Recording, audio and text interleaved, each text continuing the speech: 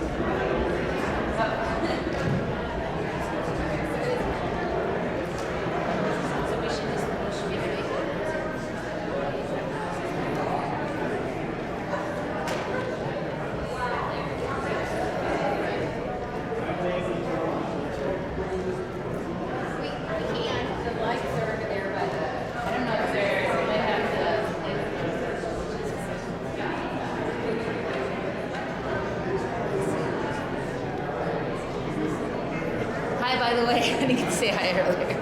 How you doing? Good. All right, welcome. If everybody could make their way to their seats, we'll begin here in a second.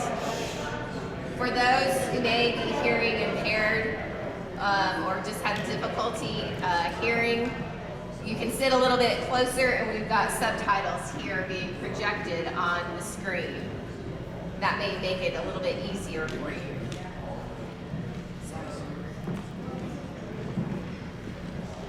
Well, welcome everybody. My name is Brandy Dietz. I am the president of Grow Raton. My husband and I also own the Raton Pass Motor Inn on the north end of town. And I again welcome you to the 2024 Spring Raton Town Hall. I have a few notes here. If I don't read them, I will fumble around, so here we go. The Spring Town Hall is an opportunity for the community, all of us here, to hear the highlights and challenges from the previous year, as well as opportunities and goals for us going forward. This is also a chance for people to meet many of our local organizations, clubs, and nonprofits. Tonight, we will hear from those organizations as well about their youth-focused programs, the foundation of any strong community. We will also hear from City Manager Rick Mestis and the Sheriff's Department and the Police Department. Questions have been submitted in advance, so we won't be taking any live questions tonight. Addressed this evening. So, if you will quiet your phones and focus attention forward, if you have side conversations, please take those outside. We will begin. So, first,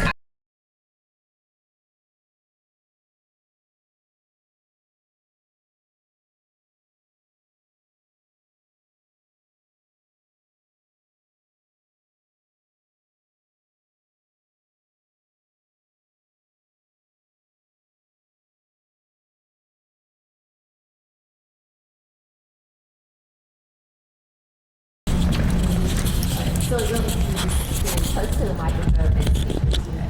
Awesome. Hi, everyone. Thank you so much for coming out tonight. I'm Melanie Alderetti. I'm the assistant librarian at the Arthur Johnson Memorial Library, and I'm super excited to share all our programs with you. For the past year or so, we've been working really hard to kind of rebrand the library and make it a space that's a lot more youth-friendly. Before, it was just looking a little sad. It was a little run down.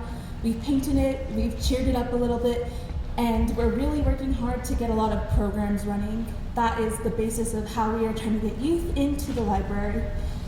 So right now, the programs that we have coming up, we'll have Earth Day programming that starts next Saturday, April 13th. That's for youth, adults, everyone in between.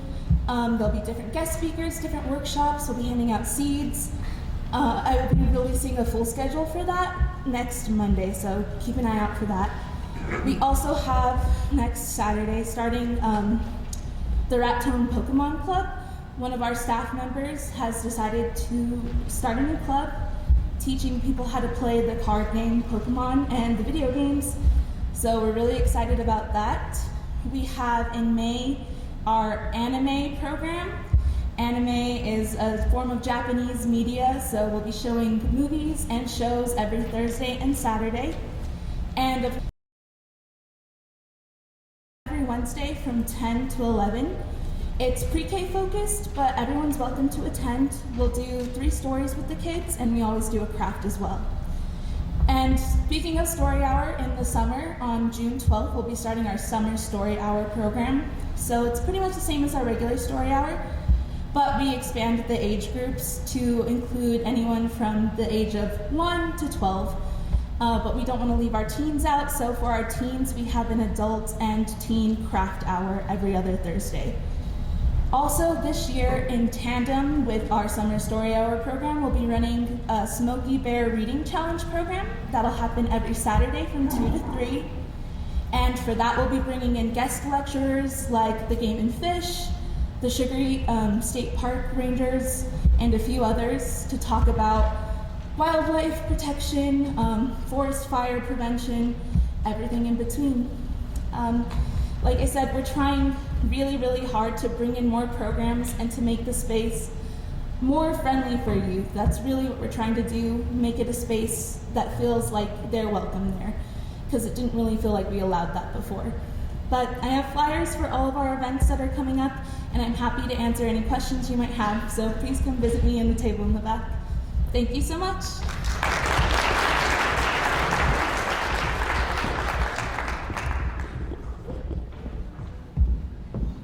Thank you, Melanie. That was great.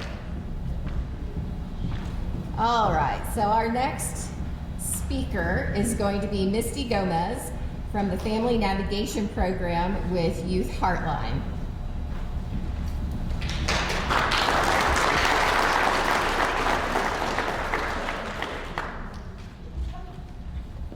We have stairs on that side to make it easier.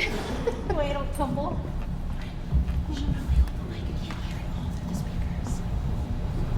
Hold the mic. I've been told to hold the mic. Hold the mic. Oh boy. They're giving me the mic. That's not a good thing. Just kidding. So I'm Misty Gomez. I'm with Youth Heartline, and I'm going to talk to you a little bit about our programs that we offer.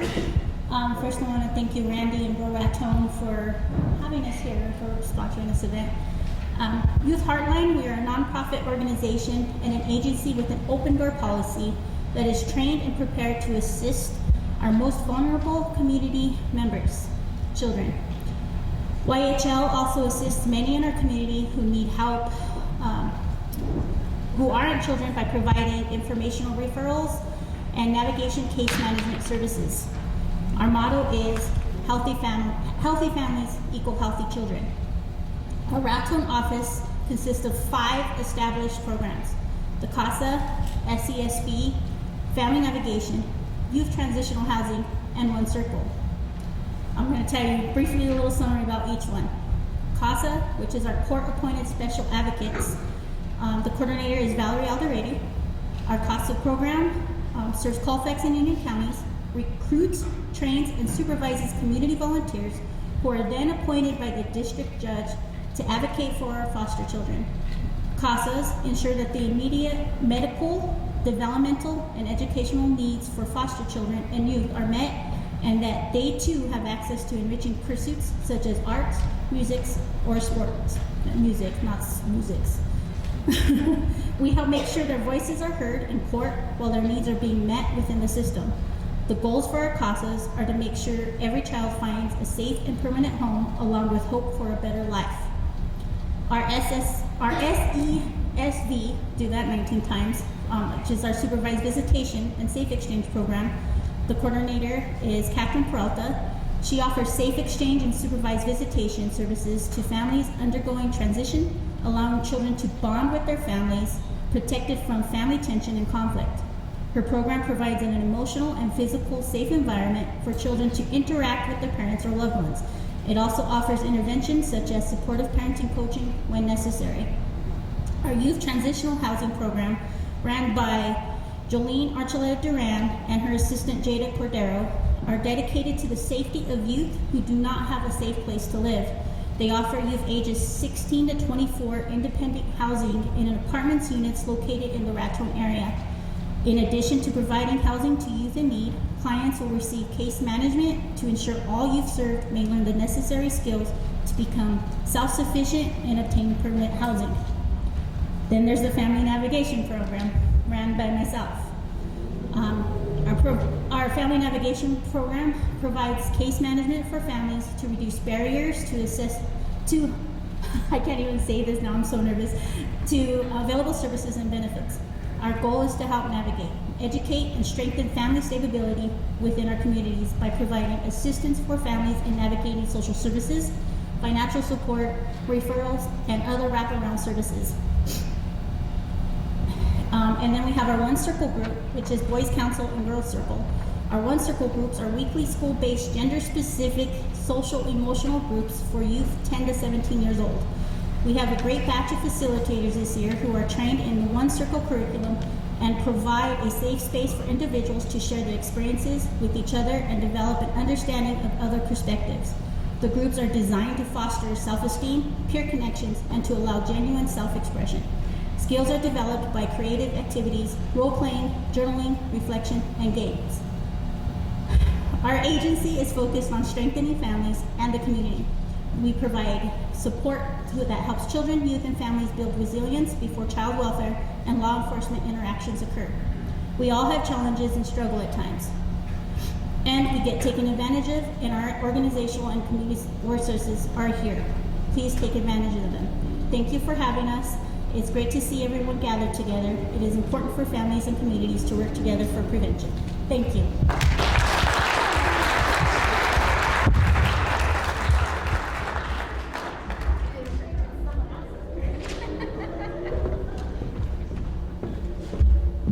Thank you. You have a lot going on at your organization right now. All right, so next on the list, I'd like to call up Zia Youth, Linda Headley, and her partner, Jeff McLean.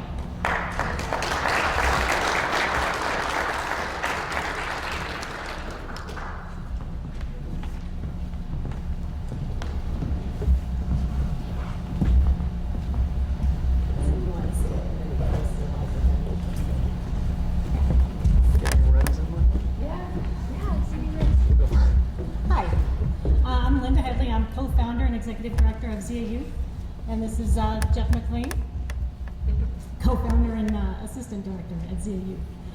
We are a nonprofit youth center down on 100 South 2nd Street. We are also a recreation and empowerment center. We are open after school Monday through Friday from 2:30 to 6, and we just have a safe space for the kids to come from 9 to 17 years old, and they can play foosball, they can just decompress after school. We have a bus stop right at the front door. The kids get off the bus, come right in. We have foosball, we have ping pong, we have video games. We have crafting, music, a VR headset, board games, puzzles.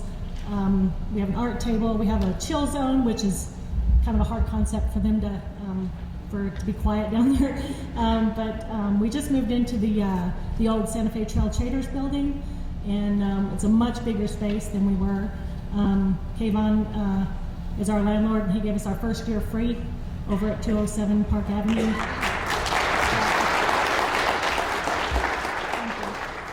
And so that got us really started, and we're averaging 30 kids a day right now, 30 kids a day.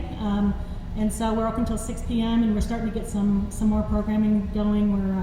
We're doing craft night tonight, so I'll have to scoot out of here early, but Jeff will still be here to answer any questions if you want to visit our table. Sunday afternoons from 1 to 4 we do D&D, and we're also going to expand that into other board games and stuff. Monday nights is music at the Z, where you can come and just explore. Jeff usually has a theme for that. Am I forgetting something? I'll let you talk. That's cool. Actually our music night is kind of turning into another collaboration with El Raton Media Works, which we've already had a few of. because Craig Anthony Perkins came to our last one. He was our special guest. Craig is an award-winning filmmaker, director. I guess that's the same thing. Overtone Media Works can help me with that. But he's a multi-instrumentalist, so he was showing the kids and the adults who showed up how to use this really cool sampler, making samples and loops and beats. So Monday night we're going to focus on a different aspect of musical skill building each week. Get some kids in to do some battle rap or beatboxing or whatever. Not necessarily what I as a 48-year-old man would be into, but we're trying to gear it towards the kids. And yeah, Linda's got her craft night, as she said. We're going to be starting as soon as tomorrow, maybe next week, a teen night focused on just our older demographic. Fridays, yeah. We're really focused right now on workforce development, which is where I think we have an opportunity to start working with the city more extensively. We had a meeting recently with relatively new city manager Rick Mestis, and we're going to try to start collaborating with the city more. I guess the last thing I would say is just thank you so much to our community for supporting us in these first 2+ years we've been in operation. All that stuff Linda was mentioning, the foosball tables, the ping pong, our refrigerator, almost everything in our youth center was donated by individuals and businesses in our community. And I won't get all Billy D on y'all and say like the best place on earth is right here, but it kind of is. So we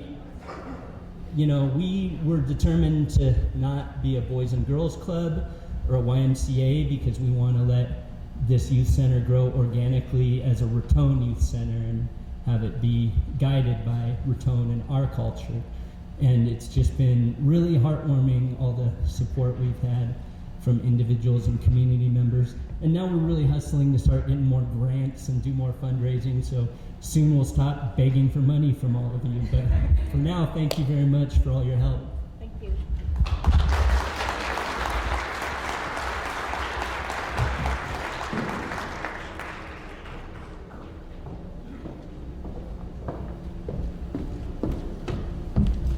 All right, thank you for that.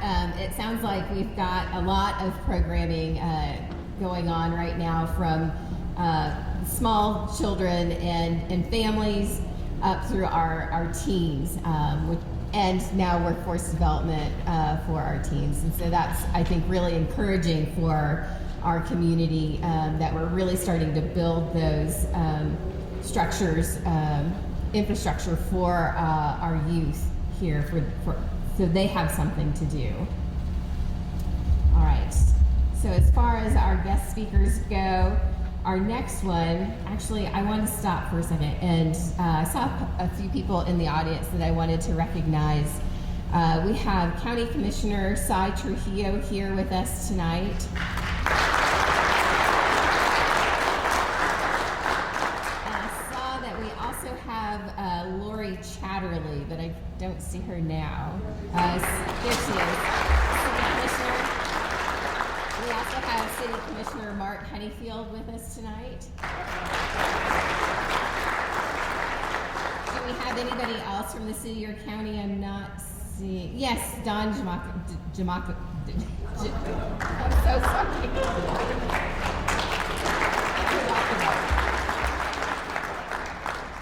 Thank you all for coming out tonight. Yes, he's going to be speaking tonight. City Manager Rick Mestis. But our next guest speaker is going to be Jessica with Raton Crime Stoppers.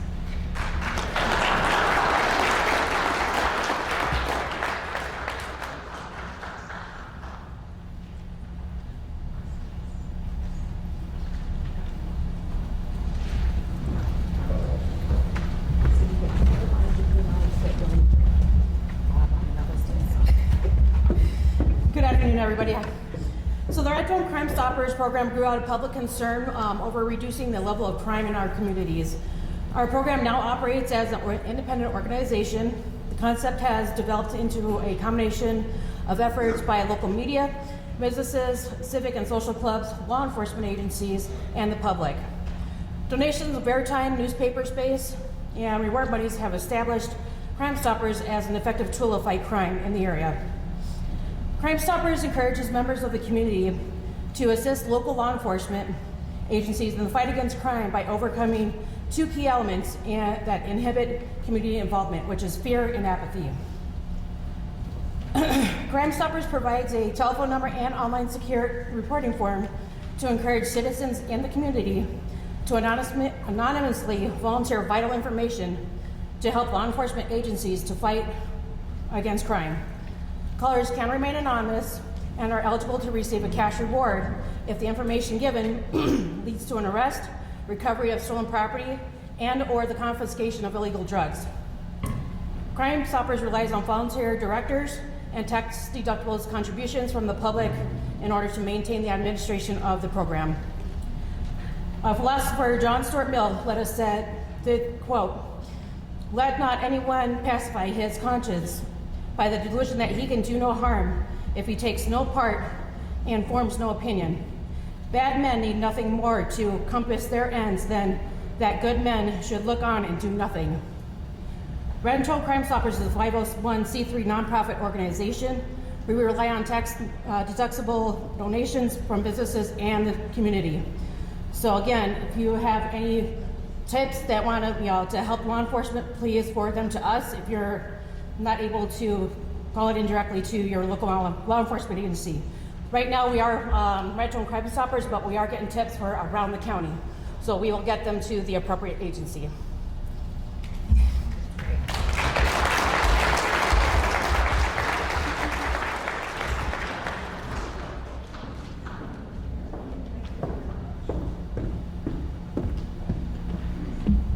All right, we're actually speeding through this faster than I expected. But that just means we have more time to mingle afterwards and get to know our organizations that are here.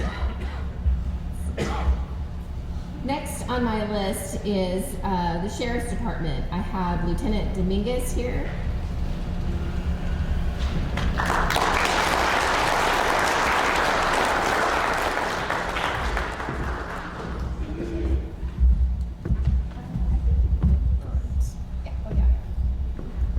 Hi, good evening. Can you guys hear me? Good, good. I got it. Right there. Is that better? No? Let's just do this. Is that better? Yeah. There we go. Good evening, everybody. As you mentioned, I'm Lieutenant Dominguez with the Colfax County Sheriff's Office. Unfortunately, Sheriff wasn't able to be here. He just had a medical procedure yesterday, and he's recovering. So he sends his best. But I'm just gonna actually go through some of the changes and maybe some facts that you guys didn't know of what we cover, what we do. So in total, as a sheriff's office, we cover 3,759 square miles, quite a bit. Within that, there's 6 municipalities: Raton, Springer, Angel Fire, Maxwell, Cimarron, and Eagle Nest. Okay. Out of those, municipalities that actually have law enforcement are Raton, Springer, and Angel Fire. As far as the Sheriff's Office, what we're covering, we recently signed an MOU with Cimarron to help them because they weren't able to get a law enforcement started there. So we are currently their main law enforcement at this time, as well as Maxwell and Eagle Nest.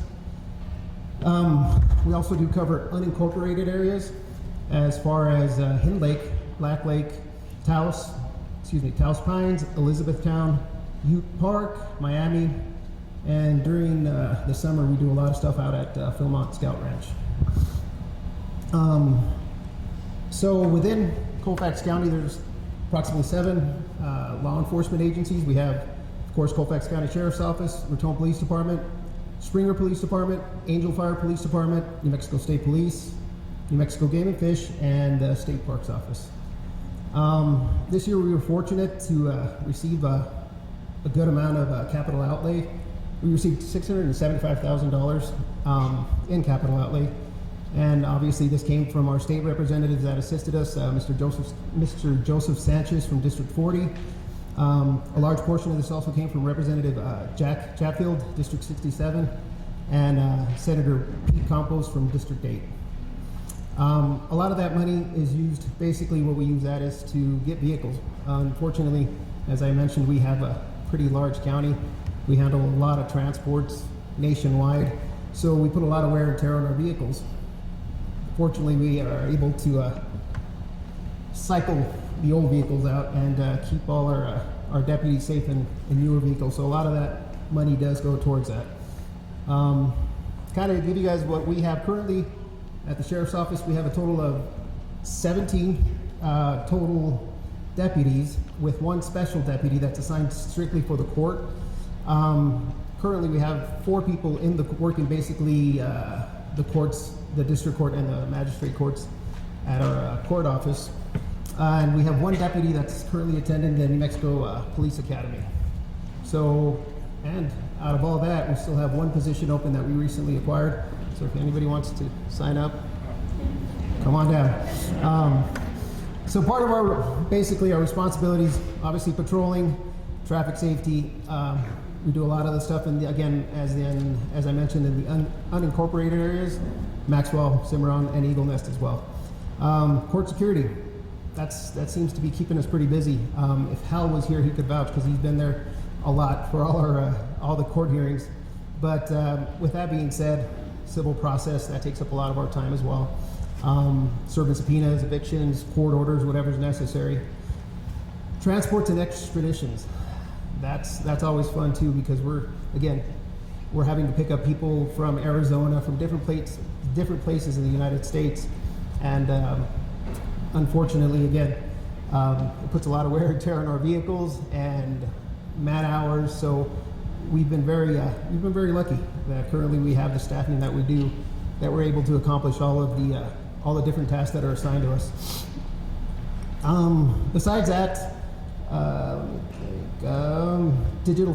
we have the digital fingerprinting services. I don't know if you guys are aware of that, but we're one of the 2 places. Taos has the other one, but if you ever need those services, just call the office and they'll direct you where you need to sign up for that. Of course, we handle the SORNA, which is the sex offender program. And currently in Colfax County, we have approximately 34 living in Colfax that are monitored by our SORNA program. So one of the questions was asked, what are our patrol plans basically for the holidays? We do a lot. We try to be very proactive, being out there, stopping vehicles, slowing people down. Everything I do patrol as well. And when I go out there and I stop vehicles that are doing over the speed limit, tell them, this is the worst place to speed.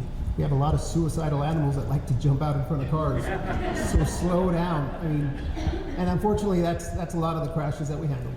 We have a lot of animal crashes, and with our presence out there, we like to basically try to slow people down and ultimately get people where they're going safely. We have targeted enforcement, which basically throughout the summer we'll have different programs which will focus on seatbelt usage, impaired drivers, and overall traffic safety. We have a data-driven approach that utilizes historical crash data and current trends to identify optimal deployment of times, locations, and resources. What that means is basically we're trying to analyze past incidents, where they're happening, where the crashes are occurring, where we can focus our patrol. And ultimately, we want to reduce the crashes, aim to decrease motor vehicle crashes and enhance traffic safety compliance, particularly during the high travel times. DWI detection and enforcement, traffic safety enforcement programs that fund saturation patrol and through NDWI. Advancements CCO has made in DWI 2 DWI SFST instructors that we currently have on staff. Currently provide the training free of charge when we do have training to all other local law enforcement agencies within the area that are welcome to be a part of it. All of our deputies are certified in the IR 8000, which is better known as the breathalyzer that's used when somebody's arrested for DWI. 3 of our deputies attended ARIDE, which stands for Advanced Roadside Impaired Driving Enforcement. Just another tool when we're enforcing DWI. Track software, in collaboration with New Mexico Department of Public Safety, CCSO has transitioned to digital citations and documentation, basically to improve efficiency. We're not having to do a lot of stuff on paper. A lot of the stuff is going paperless, as you guys know, and we're trying to move with the times. Training. We did some active shooter training this year, and we are planning on hosting another active shooter training with all local law enforcement sometime in June or July. This year, CCSO, Union County, RPD, and New Mexico State Police all participated in the joint training. It was a great training. We had even some of the high school students and staff participate, and it's an awesome training. We did post some photos on our Facebook page, which we use and try to maintain and stay active on that. CIT, critical incident training. We have 4 deputies that have completed CIT, and we're also going to be hosting a CIT class conference here. I think the date is in August of 2024, which is this year.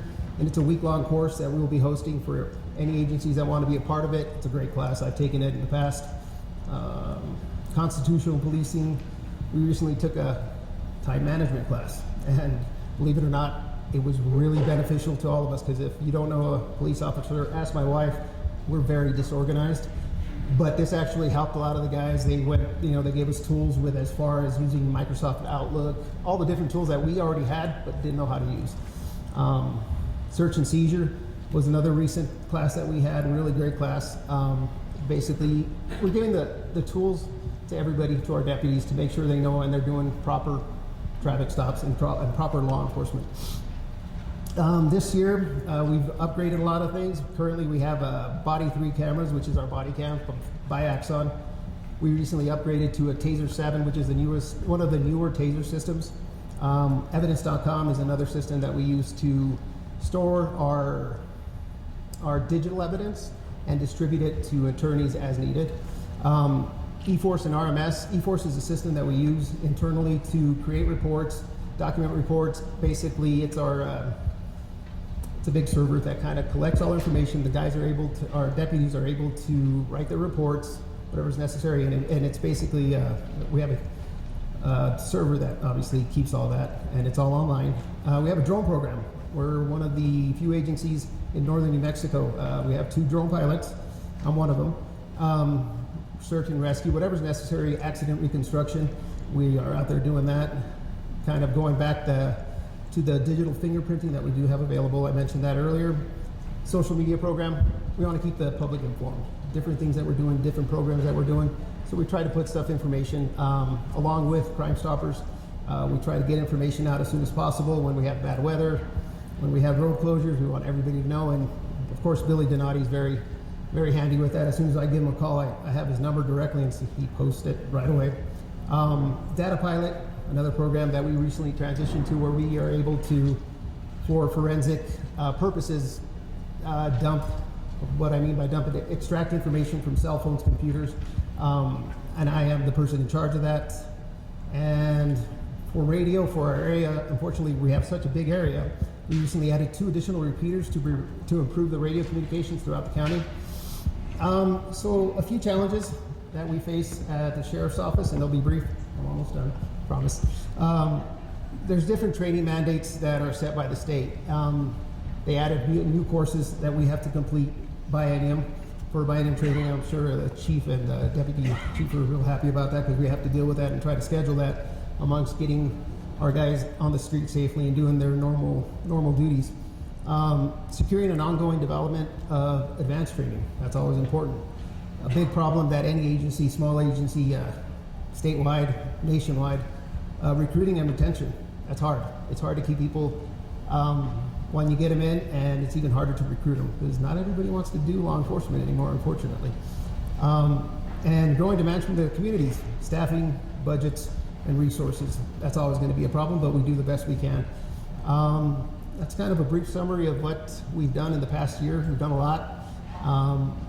I did bring copies of our mission statement, and I'll put it out here in front of Marty's desk at the end of it if you guys want to grab a copy, but you're more than welcome to.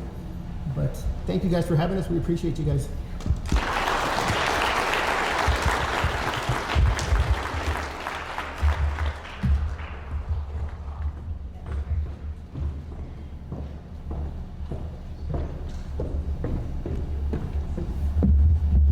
Sheriff's Department has been a little bit busy, I would say. my subtitles still working? I don't think so.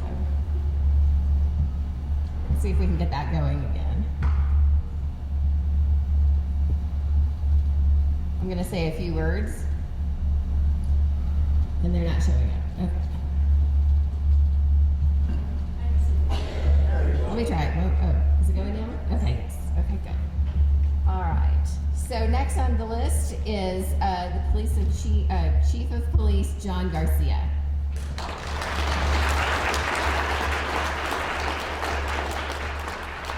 I have a feeling that they've been really busy too.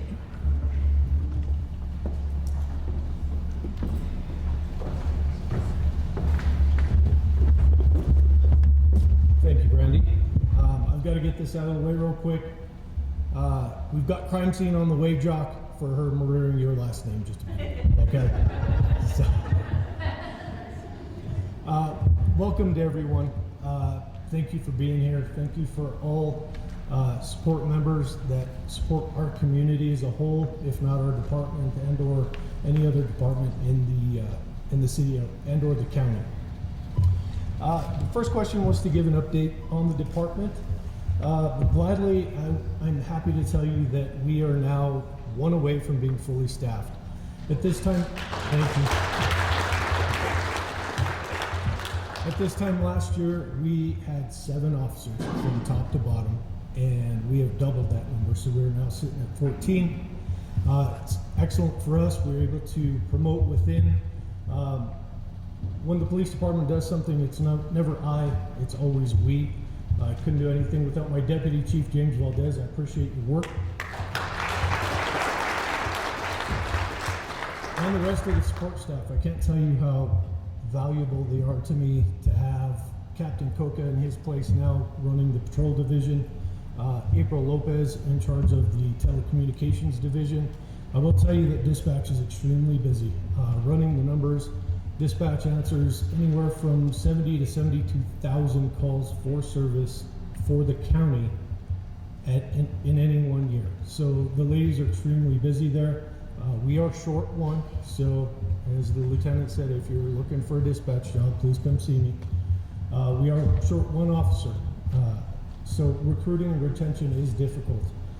We have quite a few young officers. We have 3 that are slated to go to the New Mexico Law Enforcement Academy in July. So we're going to be a little short-handed through the summer, but we can handle it. And then another officer that came to us that was previously certified in another state, and he'll be able to go to the 3-week Cert by Waiver Academy, which is a huge plus for us. One of the questions was for crime in the city, in reference to violent crimes, theft, and possible drug activity. What I will tell you is some of the key crimes are down. Felony arrests, unfortunately, are up. These numbers are based upon a 22 and 23 year period. So whatever I'm giving you does not include the first quarter of 2024. Felony arrests, 63 in 2022 and 82 in 2023, which is 30% increase. Right now in 24, we're sitting at 30 arrests, so that seems to be upward trending. Misdemeanor arrests, 266 in 2022 and 302 in last year in 23. It's a 13% rise. I will say that criminal damage and vandalism, thankfully, is down. 58 calls for service, or reported calls for service in 22 and 35 in 23, which is down 39%. Narcotics, unfortunately, with the flow of narcotics throughout this country, that is up. Arrests are up for narcotics. We're seeing a huge flow of fentanyl and methamphetamine in the area. Since the introduction of fentanyl into our community, we've not seen heroin at all. So heroin has dropped off the map. Fentanyl rules the day, and methamphetamine is tagging along with it. Narcotics arrests are up 30%, 22 in 2022 and up to 30 in 23. Burglary and breaking and entering, which is down 42%. 63 reported calls for service in 2022 and 36 in 2023. So thankfully that is down. As you all are well aware, if you've been paying attention, 22 was a rough year. We had one person that was primarily responsible for most of the burglaries in town. Thankfully, he is put away for a second time. He got let out accidentally, and we had to reacquire him and get him back into jail. So thankfully, he's locked up. Motor vehicle theft is down 60%, 23 in 2022 and 9 in 23. That's excellent. We do have an influx this year of vehicles being dropped in Raton, offenders being arrested.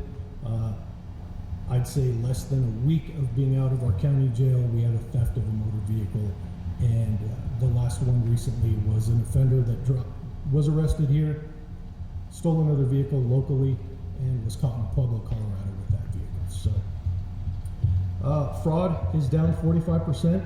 In 2024, we've only had 2 incidents.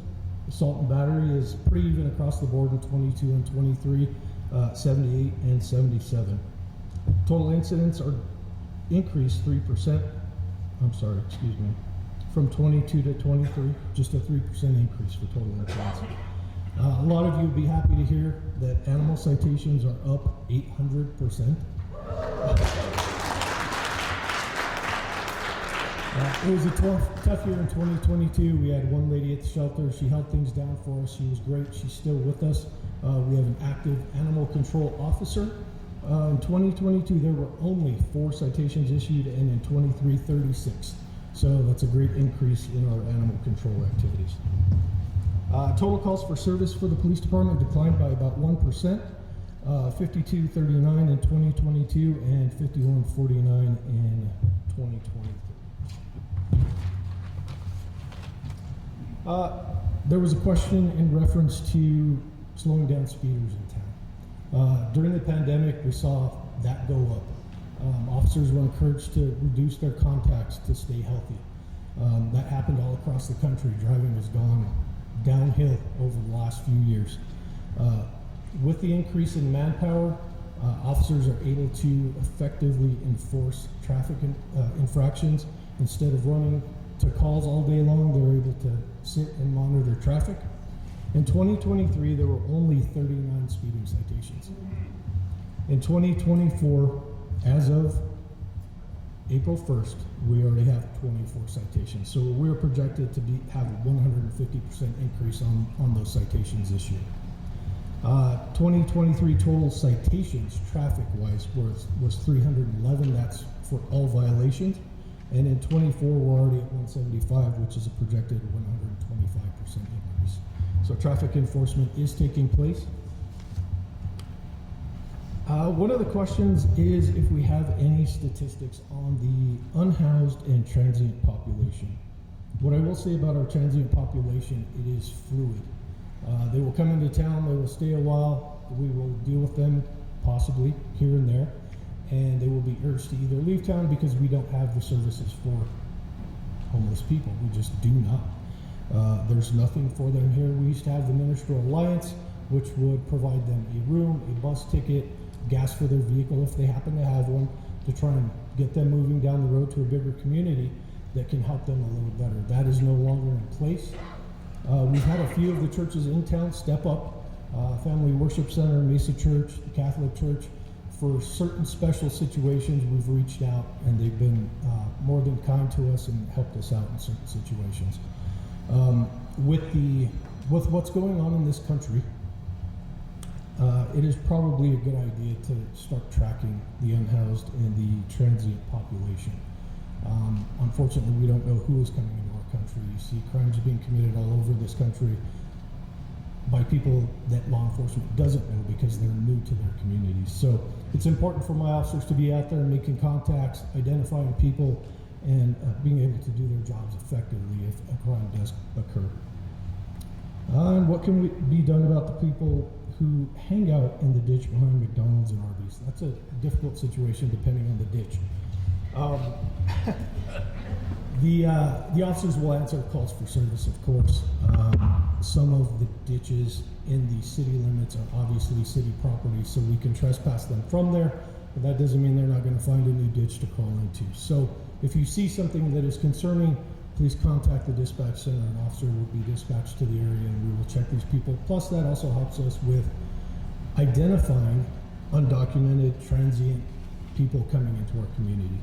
If a crime is committed and the officer has contact with them, knows clothing description, what they look like, we possibly see them on video down the road, we can easily identify them and be able to charge them down the way. And that is it. All right. Thank you, folks.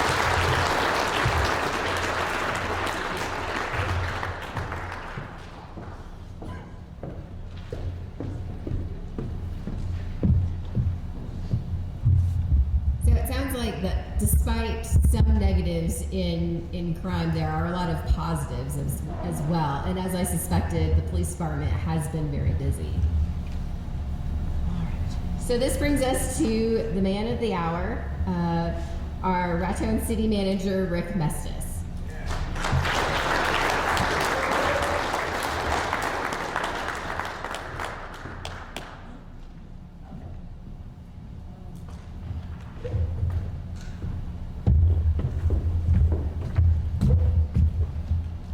Good evening, everybody. I was supposed to speak for 15 minutes, but Neil over there told me I have to speak for a half hour to keep us on schedule. So we'll try and keep this moving along. Good evening, everyone. It's wonderful to see all of you here, and hello to our Facebook live audience. Good to have you with us, and we appreciate Marty Mayfield and KRTN for beaming this to you. Before I get started on my remarks, I just wanted to thank Brandy and Grow Raton for the tremendous amount of effort that they put into this. And turning this back to them. Thank you so much. I also want to recognize the businesses and organizations at the tables around the room.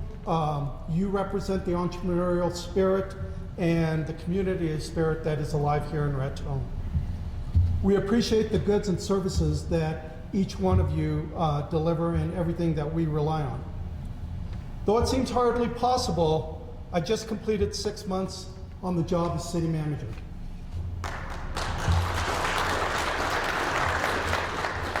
And I'm truly grateful to everyone who has welcomed Mary and I so warmly. All of you that have taken time to meet with us and to help us understand what's working for you and changes you'd like to see in our community. I'm also grateful for the introductions and connections you all have made for me. In some cases, they're reintroductions. Since I grew up in the area, every evening for my first few weeks in the office, I'd report to Mary that I ran to somebody from my distant youth, whether it was a teacher or a brother's friend or the waitress that kicked me out of Pizza Hut when I was a teenager.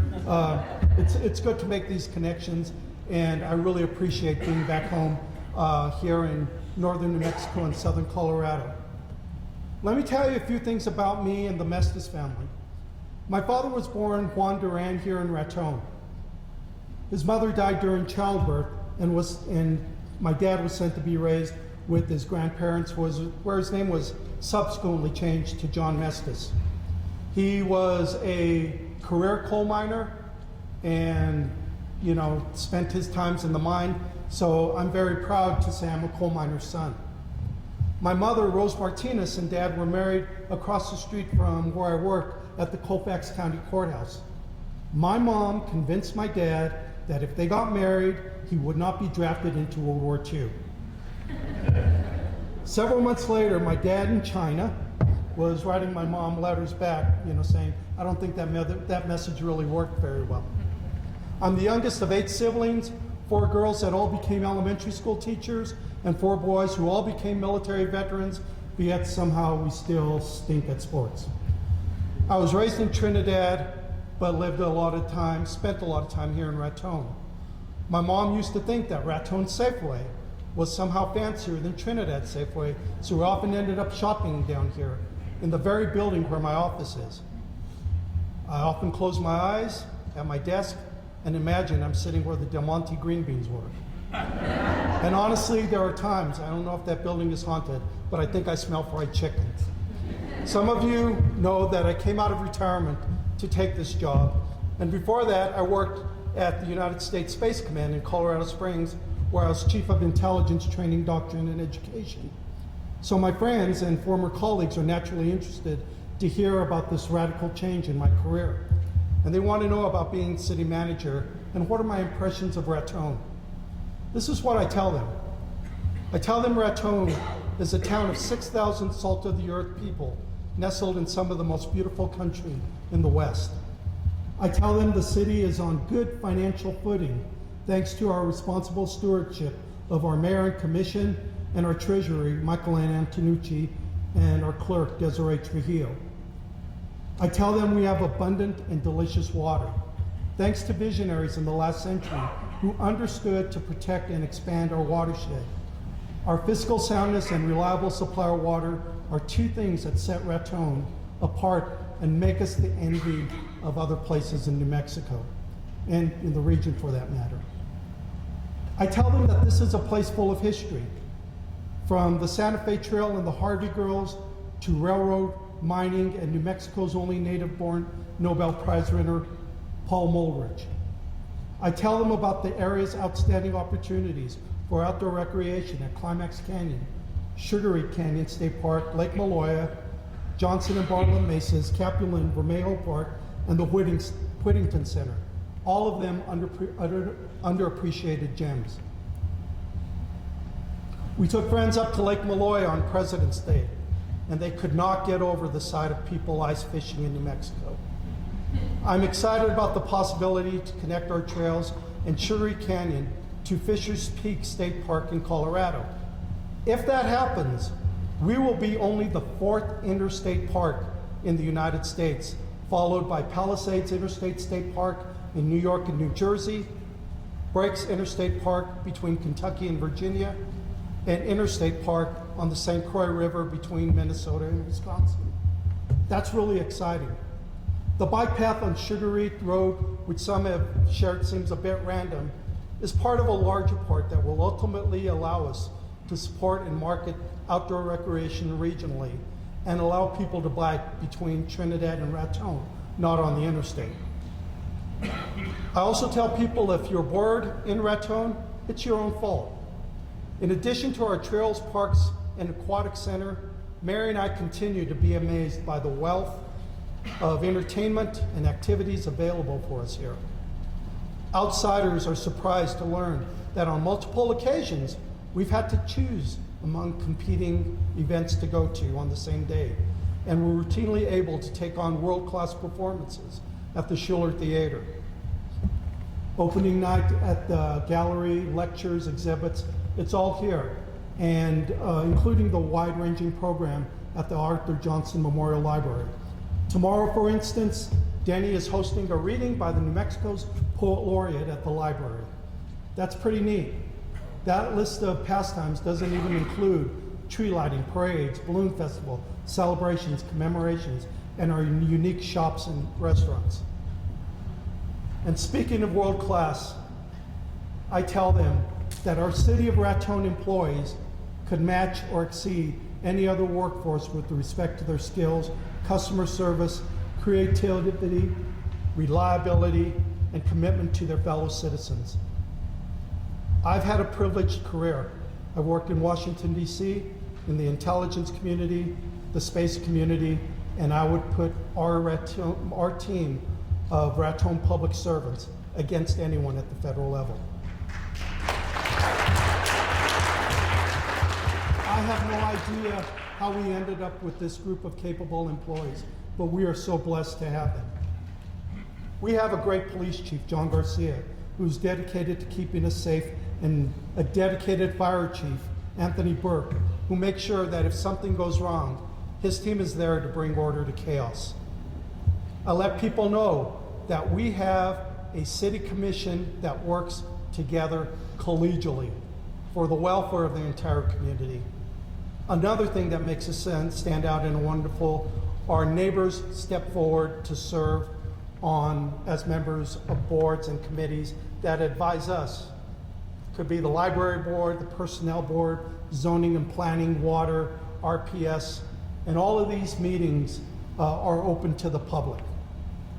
As an aside, if you're interested in serving on one of our many committees, please come see me and let's talk about it. We want your voices to be heard. I go on to tell that during our last election, a record number of people turned out, and we passed the school bond with 70% of the vote. That's an important, unprecedented investment in education for Ratone's kids, who will soon have the opportunity to learn in state-of-the-art buildings and on a consolidated campus. I could keep going, but I also want to talk about our challenges. Is everything perfect in Ratone? No, it's not. We face many of the issues faced by small and large towns from Appalachia to California. To begin with, our economy needs a boost. So one of my first acts was to hire a full-time experienced economic developer, Melita Hine. She's in the back of the room there. An interesting thing about Melita is she is the only certified community and economic developer in the state of New Mexico. That's, we are out to win, and we are trying our best to bring in qualified people. We know that we need to modernize our infrastructure, both in terms of buildings, residential, commercial, public, and technology. Our city engineer, Jaden Welch, is working these issues night and day. A lot of our housing stock is tired, prohibitively expensive, and a lot of it needs to be renovated, which gets in the way of people moving here.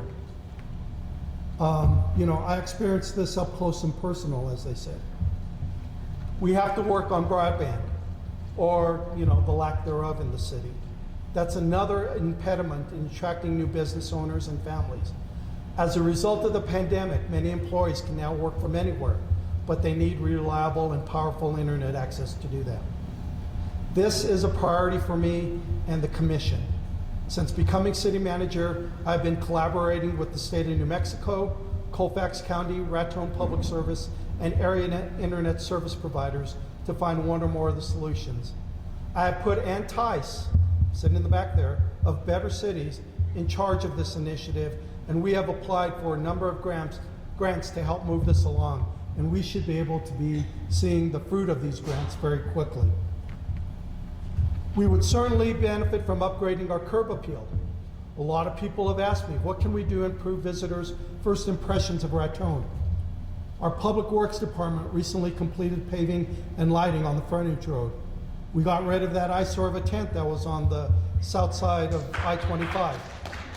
Our zoning and code enforcement folks, they're working with individuals to address problems. My instruction to them is we're not punitive. We want to help solve problems, and we're working to help people solve problems. We don't want to punish people. We want to solve the problems. I've made it clear that our role is to get with the owners, and let's get our hands around these, and let's start fixing things. This will benefit us all. And one of the questions we received was about the condition of Burlington Northern's property, and I will meet with them soon to discuss it. I was thrilled recently to hear that a group of concerned business owners is planning a 3-day intensive cleanup campaign, because we all have a role to play in beautifying our city. We also received a question about accessibility, which was timely, as I've had 2 meetings about that issue just this week. Ratone, we're an old community, and we had old infrastructure, and there aren't enough resources to make every complaint all at once. But I've asked our Director of Public Works, Jason Phillips, to take a look at accessibility and see where we can adjust the curbs, make it easier for residents to get into their homes and to the businesses and other needs. If there are issues, please call City Hall. We will respond. I am sensitive to this issue because in one of the many lives I've lived in the past, in one of my previous jobs, I worked with people with disabilities, and I used to help them find employment. So this is very near and dear to me. We need more mental health care of every kind, and especially services close to the city. The city and county both suffer from the consequences of drug addiction, poverty, and ongoing stressors from the pandemic. I recently met in Albuquerque with one of the service providers that provides service here in Ratone, and we'll be meeting with others, and we are working to get our hands around this problem. Another matter that's near and dear to me is retaining our youth. Since returning, I've thought so much about deciding as a teenager myself to leave Trinidad, which meant leaving my friends and family behind. Just stop and think about that for a second. What would make a teenager leave it all behind? That decision for me was based on there was no future for me in Trinidad, no promise for the future, and I'm not unique. I'm not the only young person to make that decision, and it has had ramification for Ratone's experience as well. The same outmigration of talent impacts us culturally and economically. Because those young people should, they're our future leaders. They also comprise our entry-level workforce. As a result, some restaurants in town are sharing the same cooks, and some stores have had to cut back hours. We need to have opportunities for our youth, not just for the short term, but for the long term. I've created an education working group with some of our community center, Lita Bernal, Cy Trujillo. We have Dr. Ken Erickson, who is a visiting fellow from the University of South Carolina, who is leading this effort.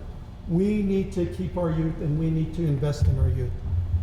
We must create opportunities for professional and intellectual growth for our younger generations. The Kearney School Project is an example of where we're doing that well. Because of this will be a unique learning environment offering cutting-edge skills and training. We just made a significant equipment purchase for the school, and some of our high school students are currently receiving dual credit from Ratone High School and Santa Fe Community College. All this is done by Al Ratone Media Works, and this program should be in full swing. It's my target to get it in full swing in a year. We heard tonight from two groups that are empowering youth. We should be grateful that they take this challenge seriously. We have a robust Little League program here, supported by a number of ongoing quality of life efforts in our city, including upgrades to the ball fields and the restrooms. I referenced the new school earlier. Any dollar we invest in our young people to develop them and have them stay helps our whole community. A final thought about challenges is Ratone is remote enough without any of us isolating ourselves any further. To that end, it is my pleasure to meet on a regular basis with Cy Trujillo and Monty Gore. We need to work with the county and the city as partnerships. And not only that, we need to meet with our counterparts across the border in Las Animas County. We feel strongly that Trinidad or Ratone are more like each other than they are different. And we also believe that acting regionally instead of independently, this will serve us both well. Before wrapping up, let me touch on two additional items I have received questions about. Interstate 27 and the casino. As part of the Federal Ports to Plains initiative, commissioners have been working with county, state, and federal partners to position Ratone as the key terminal on the new Interstate 27, which will run from the Gulf of Mexico all the way up to Canada. Senator Ben Ray Lujan announced that he secured money for the work on the Clayton Highway, and we're looking to get more money for the I-25 interchange to facilitate construction of I-27. We don't know where it's going to go yet, but we are working on this very closely. In fact, Commissioner Chatterley was in Washington, D.C. last month and spent a week there working on this very important issue. This is going to dramatically increase traffic in Ratone, and it's going to dramatically increase commerce to the area. So this is something that we feel is very important to our future. In regards to the casino, the City Commission recently passed a resolution to transfer up to 130 acres of land abutting the city to the south to the Picaros Pueblo for the purposes of building a casino. This is a government-to-government land transfer. This is not a donation. This is government to government. And this is not a donation. I want to make that clear. And we're just at the beginning of this. This is to be approved by the governor, the Federal Bureau of Indian Affairs within the Department of Interior, and we're at the front end. This is going to be a lengthy process, and it involves a lot of moving parts. And we are studying this very closely. A couple of the city commissioners are going up to Guymon, Oklahoma to see the impact of how they work with the tribe there and the impact of that casino on that city. I want to emphasize transparency as this moves forward.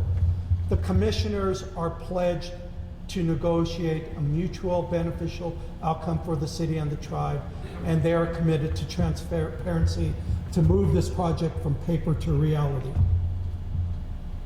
Just one last thing, a few of my highlights from my first 6 months. We received over $12 million in grants. We've completed a $3 million road project, but I want to talk quickly something very near and dear to my heart. Our public works departments that keep our streets clean and safe after all the snow that we've had while the city slept, they're always out in force, and they're out there with the water department and Raton Public Services. And not to mention, they're the ones that deal with our bear problem. So remember our public works folks. Our police department now has 4 new officers, 4 new vehicles, 2 telescoping cameras as they patrol our streets, and they're also in charge of animal control. And we are making great strides. And I'd like to call out Alan Wilson, who has just done a phenomenal job. Our fire department has a new ladder and new engine. I can say that I've witnessed them at accidents and in 50-mile-an-hour winds on a frozen Sunday morning, keeping an inferno from spreading. Please remember, the Public Works Department, Police Department, and Fire Department are always in action, 24/7, risking their lives to make our community a better place to live. In closing, I just want to tell you a quick story, and thank you for hanging in there. Let me finish with the story I recently read in the Ratonian.com. Our local online newspaper did a story about a beloved Raton businesswoman, Carrie Gonzalez, who owns the Honey and More store on 2nd Street. She shared with readers that she had hitchhiked through Raton as a teenager and fallen in love with the scenery. Decades later, following a natural disaster that destroyed her home in Colorado, she was looking for a refuge, a place to start over, and what popped into her mind? Raton. This little town and its people and the beauty had stuck with her for all those decades. She came to town one weekend to look at houses, and the next thing you know, she and her partner had relocated here. They did not know a single soul, but Carrie says this community embraced them and gave them back everything and more of what they lost. Her story reminds us of what's good about this town. Good people want to lift up each other. Yes, things we love are gone. Yes, we have some challenges, but all of us pulling together, I'm confident we will make progress on solving them and in strengthening us all. The things we love best about Raton, and it's my honor and privilege to lead you. And finally, one thing that I was taught as a kid, and this is kind of instills the way I think. I was taught as a little kid, faith looks forward, and that's what we need to do as a community. Let's all of us look forward. Thank you.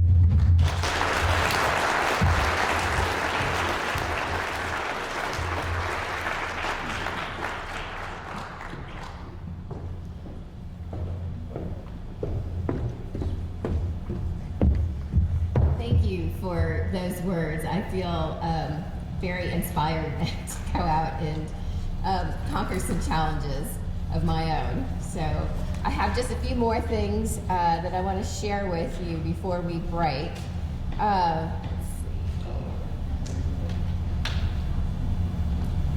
So next month, we're targeting May 7th to have host a job fair here as part of the WIN program's tour of Raton.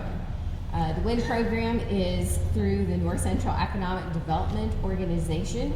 They are training up young people or reskilling older people to take on skilled labor jobs so that they can get better paying jobs. We are going to be talking to the high school for talking to recent graduates coming out of the high school, getting them interested in the mobile training program. It will be like a pre-apprentice program. Well, they will train 3 weeks in a mobile van. They will get paid $15.90 an hour to do this, 40 weeks an hour, or 40 hours a week. And then when they get hired on, they will continue to get paid as the continuation of their apprenticeship for the same pay for 7 weeks. This is no cost to the employer for those 7 weeks. The state will pay for this. We just then need to find employers who will employ these young people coming out of the training. So if you know any contractors, anybody who is looking for skilled labor workers, let us know. Come to the job fair. We will be meeting with city leaders, contractors, and the recent graduates on May 7th. So that is all that we have tonight. I'm so glad that you all have come out. I encourage you to walk around and talk to the organizations that we have in the room and learn more about what they have to offer to you, and if you're interested, getting involved with them as well. Thank you.